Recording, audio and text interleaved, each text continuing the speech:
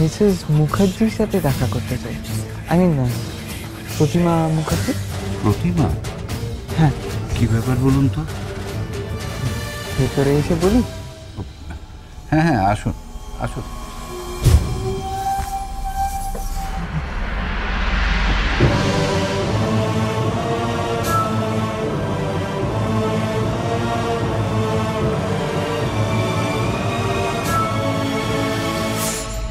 কি হলো? বসুন। আমাকে প্লিজ আপনি বলবেন না। আসলে উনি কয়েকটা বই অর্ডার করেছিলেন, ওগুলোই দেওয়ার ছিল। ও হ্যাঁ, মেজ বৌমা তো আজকাল বইপত্র নিয়েই আছে। ঠিক আছে, তুমি বসো, আমি ডেকে দিচ্ছি ওকে।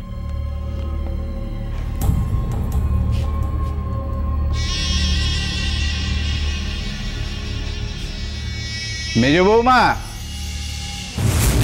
মেজ বৌমা। হ্যাঁ বাবা বলুন। তোমার অর্ডারি বইপত্র এসেছে।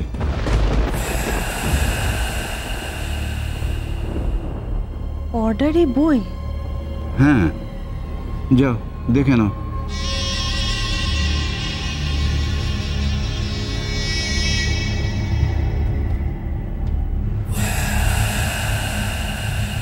কিসের অর্ডার বলুন তো? ইউর রাইট, আপনি একদম ঠিক ধরেছেন। আমি ওনাকে মিথ্যে কথা বলেছি, বাধ্য হয়ে। কে আপনি?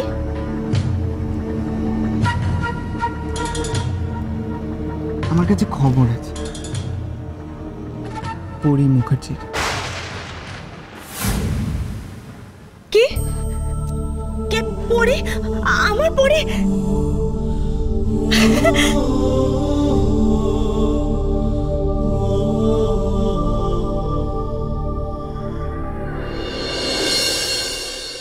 তুমি আমাকে আর পাগল করবে না।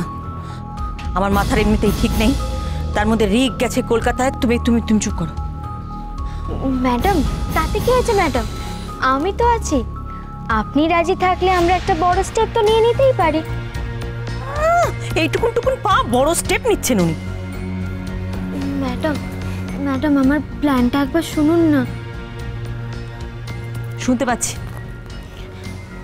ম্যাডাম, রিক সাহেব তো চাইছেন কাঁটা দিয়ে কাঁটা তুলতে, আর আমরা যদি কাঁটাটাকে উপরে ফেলি। ফের তুমি? দেখুন ম্যাডাম, ভুল ত্রুটি তো হতেই পারে, সবারই হয়, কিন্তু তা বলে চেষ্টা থামালে কি কেসটা সলভ হয়ে যায় বলুন? এই যে আপনাদের প্ল্যান মতো চেষ্টা করা হলো, তাতে কি হলো? শেষমেশ তো সেই কেসটা কেচেই গেল। সেটা তো আমার ওই ননদিন রায়বাগিনীর জন্য। সেটা যার জন্যই হোক, কিন্তু শেষ অবধি তো ঝিলিকদেরকে তাড়ানো যায়নি। তা বলে কি আমরা হাত গুটিয়ে বসে থাকবো বলুন? সেটা তো আর হয় না। ম্যাডাম, আমার কথাটা শুনুন। পরশুদিন পরীর দৌড়, ও দৌড়বে ট্র্যাকে, আর আমরা দৌড়বো এ বাড়িতে। মানে? বাড়ি শুদ্ধ সবাই সেদিন যাবে শিলিগুড়িতে। আমার শাশুড়ি মা তো চোখেই দেখতে পান না, তাহলে পড়ে রইল কে? ফাঁকা বাড়িতে একা ঝিলিক। শেষ করে দিন ম্যাডাম, জানে মেরে দিন, কোনো প্রমাণ থাকবে না। খেল খতম, টেনশন হজম।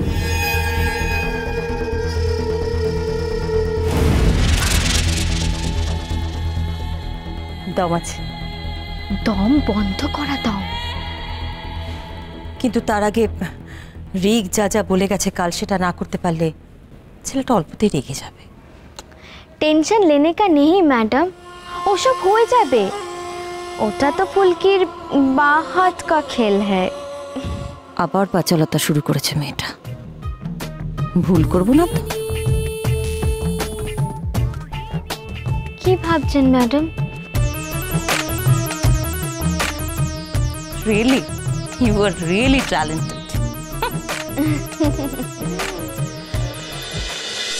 আপনি কোথা থেকে আসছেন? মানে কে আপনি? পরীকে আপনি কিভাবে চেনেন? দাঁড়ান দাঁড়ান দাঁড়ান, এত উতলা হবেন না। আমি আপনার মনের অবস্থা বুঝতে পারছি, আমি আপনার সব প্রশ্নের উত্তর দেব, কিন্তু এই জায়গাটা কি এই সব ব্যাপারে কথা বলার জন্য খুব সেফ বলে আপনার মনে হয়? আমি যতদূর জানি এ বাড়িতে পরী সম্বন্ধে কেউ বিশেষ কোনো খোঁজ খবর রাখে না। এক কথায় পরী অজ্ঞাতবাসেই আছে, তাই না?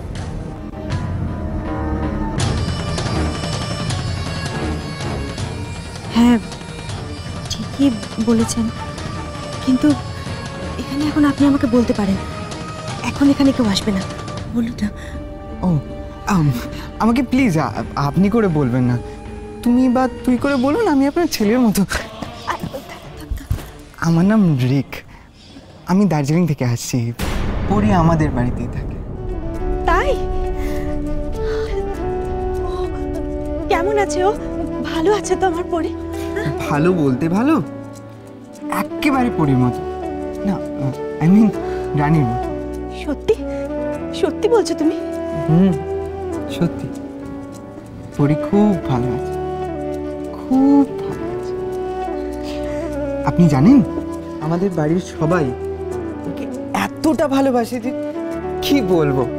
ও এখন দৌড়ে ট্রেনিং নিচ্ছে, পড়াশুনো করছে, একেবারে সমরেশ চ্যাটার্জির মেয়ে হয়ে আছে।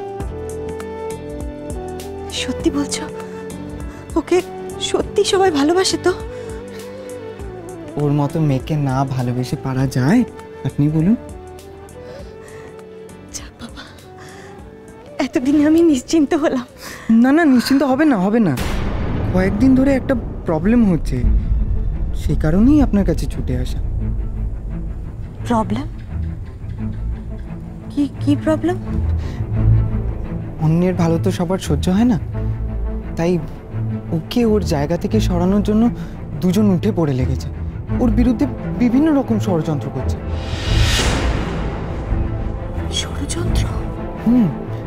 আসলে মিস্টার সমরেশ চ্যাটার্জি তার মেয়ে তিয়ার জায়গায় পরীকে বসিয়েছেন, আর ওই মেয়েটি তিয়ার জায়গা নেওয়ার জন্য যা খুশি তাই করছে।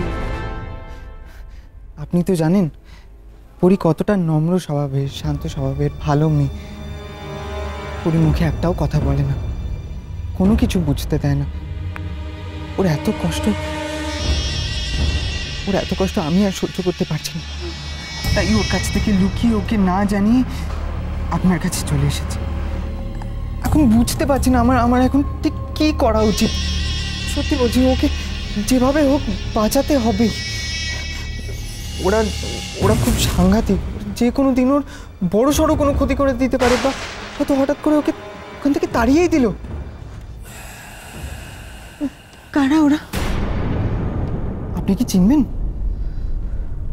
চিনতেও পারেন, ওরা তো কলকাতা থেকেই গেছে, এক অন্ধ মহিলা আর তার মেয়ে।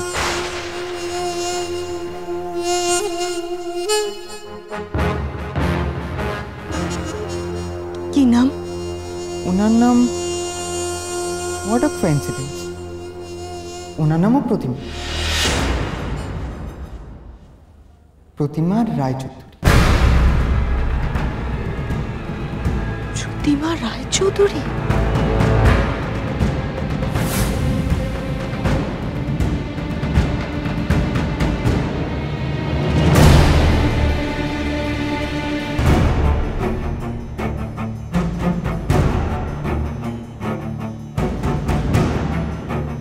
ম্যাডাম তোমার মায়ের মতো হয় ঝিলিক, তার সাথে কেউ এরকম ব্যবহার করে? এটা তুমি ঠিক করলে না। যা করেছি ঠিক করেছি।